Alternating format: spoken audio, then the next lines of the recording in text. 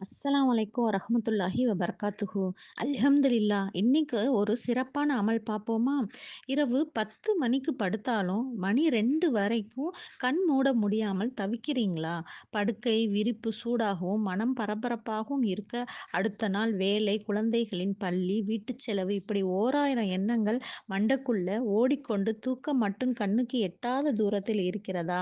மருந்து, மாத்திரை சாப்பிட்டும் அந்த வலி, மன அழுத்தம் அல்லது கவலை ஏதும் உங்களை விட்டு போக மறுக்கிறதா? ஒருவேளை உங்கள் உள்ளம் நிம்மதியை தேடி அலையலாம். இந்த நிமிடம் நீங்கள் நம்பிக்கையாக கேளுங்கள். அல்லாவின் வார்த்தைகள் உள்ளது. உடலையும் உள்ளத்தையும் நேரடியாக தொட்டு குணமாக்கும் சக்தி கொண்டவை. நம்முடைய அருமை நபி ஸல்லல்லாஹு அலைஹி வஸல்லம் அவர்கள் சொன்னாங்க, இரவின் கடைசி பகுதியில் அல்லாஹ் வானத்தின் மேல் இறங்கி இருக்கிறார்.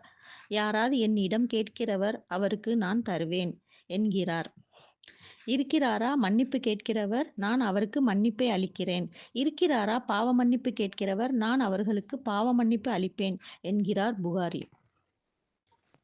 பாத்தீங்களா? இது எவ்வளவு அற்புதமான அழைப்பு!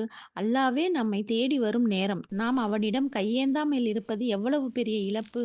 அல்-பஹரா அத்தியாயத்தில் 255ஆம் வசனம், அதாவது ஆயத்துல் குர்சி. இது குர்ஆனில் மிகப்பெரிய பாதுகாப்பு சாவி என்றால் மிகையாகாது. நபிகள் நாயகம் ஸல்லல்லாஹு அலைஹி வஸல்லம் அவங்க கூறினாங்க, உங்களது வீடுகளை ஓயாத நெருப்பில் இருந்து காக்கும் விதமாக ஆயத்துல் குர்சியை ஓதுங்கள். இந்த ஒரு வசனம் எத்தனை பெரிய பாதுகாப்பை நமக்கு வழங்குகிறது என்பதை சிந்தித்துப் பாருங்கள். ஆயத்துல் குர்சியுள்ள ஒவ்வொரு வார்த்தையும் ஒரு ரிமோட் கண்ட்ரோல் போல அது அல்லாவின் அருள் ஆன் செய்கிறது. நீங்கள் ஆயத்துல் குர்சியை ஓதும்போது உங்கள் படுக்கையை சுற்றி 70,000 வானவர்கள் காவல் நிற்கிறார்கள். இது வெறும் கற்பனை அல்ல, நபி மொழி. நமக்கு உணர்த்தும் வழி. உடம்பில் ஏதாவது வலி, அந்த வலியை துரத்தும் ஆயத்துல் குர்சி. ஷைத்தான் ஓடும், இதயம் லேசாகும், பயம் அகலும். எவ்வளவு பெரிய நோயாக இருந்தாலும், எவ்வளவு பெரிய கவலையாக இருந்தாலும் ஆயத்துல் குர்சியின் மகத்துவம் அவற்றை நீக்க வல்லது. அல்லாவிடம் துஆ செய்யுங்கள். இறைவா, இந்த வார்த்தைகளை எனக்குள்ளே நுழைத்து எனது உடலையும் உள்ளத்தையும் பிடித்திருக்கும் நோயை நீக்கி நிம்மதியை நிரப்பு. உன்னுடைய பாதுகாப்பை நான் தேடுகிறேன். இப்படி மனதார துஆ செய்த பிறகு இதை ஓதுங்கள். இன்ஷா அல்லாஹ், அல்லாஹ் நம்முடைய அனைத்து துஆக்களையும் கபூல் செய்வானாக.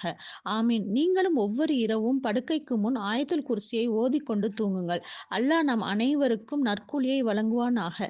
ஆமீன். நானும் உங்களுக்காக துஆ செய்கிறேன். நீங்களும் எனக்காக துஆ செய்யுங்கள். அஸ்ஸலாமு அலைக்கும் வரஹ்மத்துல்லாஹி வபரகாத்துஹு.